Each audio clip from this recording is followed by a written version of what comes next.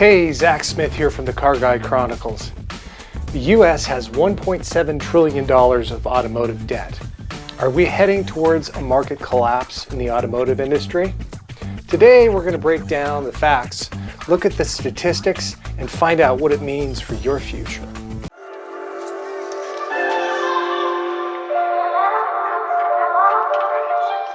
So, are the auto loan companies going to fall off a cliff? Well, we've got $1.7 trillion in debt in this country on our cars, so they might. So today we're going to talk about that and what my thoughts are. Will we go through some sort of market crash? We're going to answer that question and how you can maybe successfully navigate in the future a better decision financially the next time you go to buy a car. So we'll talk about that. So the first thing I wanted to do is talk about the country's overall debt. And I actually looked at this chart, and it actually talks about non-housing debt in the US. So since 2003, this represents the amount of money that is going on student loans and auto loans and your credit cards. You can see that there are like $6 trillion of debt total when you look at all the lines together. And it's just crazy. I mean, we are ourselves to death in this country. There's people that I know that will charge groceries on their credit cards. And by the way, credit cards haven't been around that long. It's hard to believe, but it wasn't until the 1970s that you could actually get credit cards. Credit cards didn't exist before then. And women couldn't get credit on their own. They couldn't get a mortgage, couldn't get credit cards. That's kind of crazy. But anyway, people are actually taking and utilizing every bit of credit that they have to just live. So that's one chart. Let me show you this other one right here. And these are consumers that are falling behind on their auto pay, their car 60-month delinquencies. Now this is an interesting chart because you have roughly over 6% of people in the subprime category are falling behind on their car payments. Now, when you look at the bottom line, people that are in prime auto loans also are falling behind on their car payments, but you can see the discrepancy is so much lower. And why is that? Because when most people make a lot of money, they don't have a problem making their car payments or other payments anyway. So it really comes down to, you can see right there that people that don't make a lot of money, that have bad credit, because that's what a subprime loan is. If you have bad credit, that's the kind of loan you're going to get. Those people are down. They're 60 days, and that's a record number. I've never seen anything like that in 30 years. So why is that? Why is it happening? Well, it's pretty simple. Inflation and wages have not kept up with each other. Wage growth has been stagnant for the last 15 years. We have not seen a raise in the federal minimum wage since 2009. There's an article that I read that talked about the wages in the US. And yes, we have a stagnant wage growth in this country, and it seems to be regressive at times. This analyst says one analyst found that the minimum wage, if it had kept up with productivity, that means hours worked to the amount of money that they're making and what they're producing. So if you're working a job, and that job 10 years ago you would have made 10 widgets, now you're making 15 widgets an hour. So the productivity is up, the wages are down. But if the minimum wage had kept up with productivity, the minimum hourly wage in the US would have been $22.88 per hour in the year 2021. So we're not even talking about 2025. We're talking 4 years ago. So the amount of money that people are making, and again, we're not talking specifically about minimum wage earners out there. We're talking about the market in general. People are not making enough money to survive in the country and to have everything that they need. We're not even talking about healthcare and the cost of housing right now, because those are two other issues that are really driving this, people falling behind on their car payments and the amount of debt that they have with other things in their life. I mean, for you have to finance your groceries, that's crazy. So are we going to have a crash? And my answer to you on that is maybe, but most likely we're not. And there's 4 reasons behind this, and I'll go into them in detail here. So the first reason is there's a sustained demand. And what I mean by that is Americans, some of them live in the suburbs, some of them live in rural areas. An outlying of the city, they are going to drive to work. We have such a poor public transportation system in this country. Those people have no choice. They have to buy a car and they have to drive to work.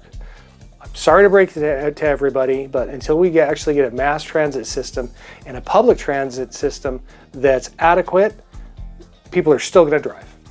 And here's the other reason. The more important reason is people in America still have a romance with the automobile.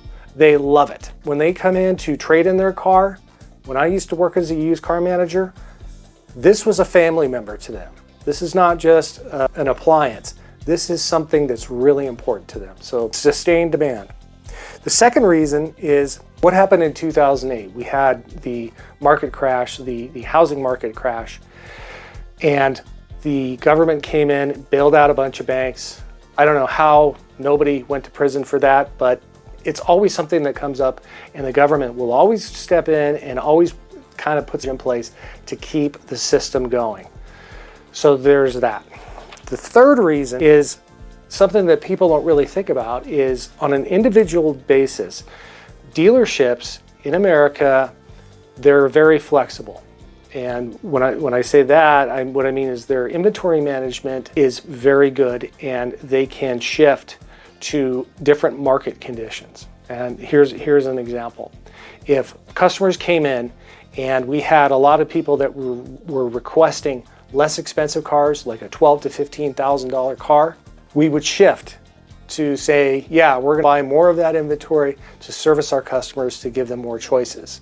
If people came in, they wanted, I don't know, pink or purple cars, we would go to auction or we would try to buy off the street as many of those cars to fill that need with the customers. So the dealerships in America, whether it's new or used, they're very resilient and they're very good about managing their inventories. The fourth reason, and this is something that a lot of people either don't talk about or they don't know about, is lenders actually have built-in contingencies when they book the loan for the dealership with the consumer.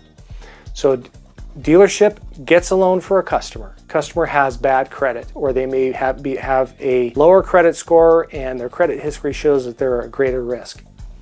The bank will build in a dealer fee for the dealer to book the loan through the lender. So let me give you an example. There will be a callback sheet. It'll say, yes, we're going to give Mr. and Mrs. Smith a loan. You're the dealer. We're going to charge you a 15% fee to book the loan through our bank.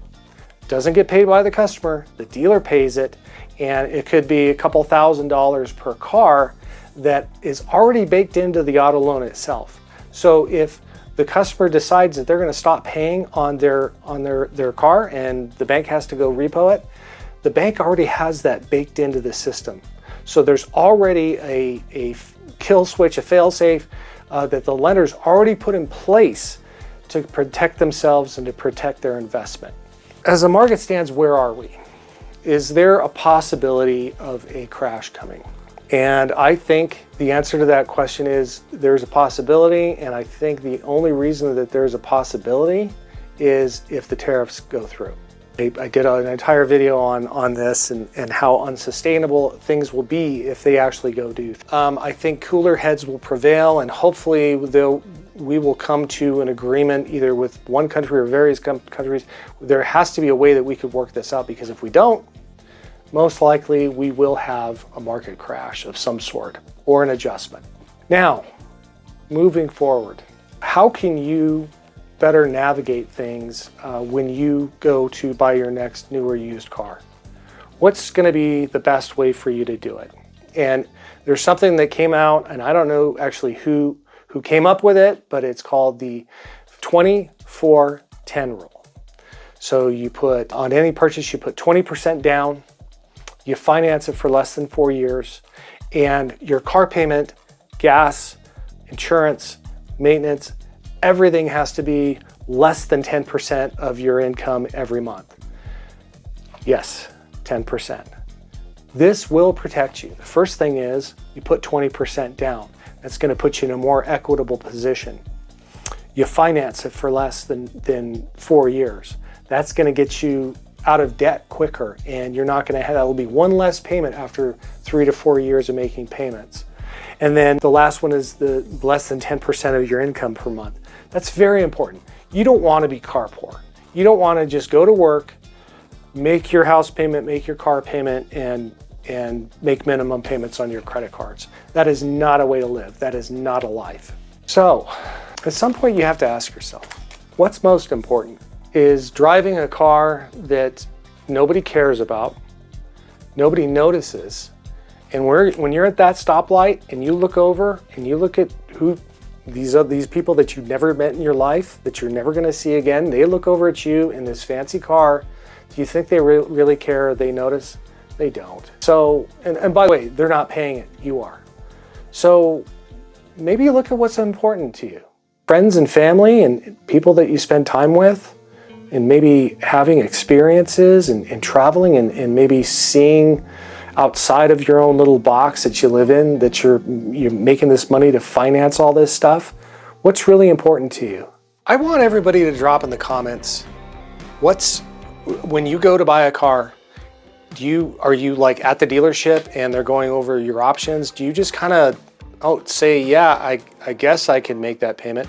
Or do you actually go ahead of time and write out a budget and say, okay, well, this is the amount of payment that I can afford. This is less than 10% of my income, and this is what I can do. Drop a comment in the comment box. I'd like to know what your thought process is and where you go from there. So there you have it.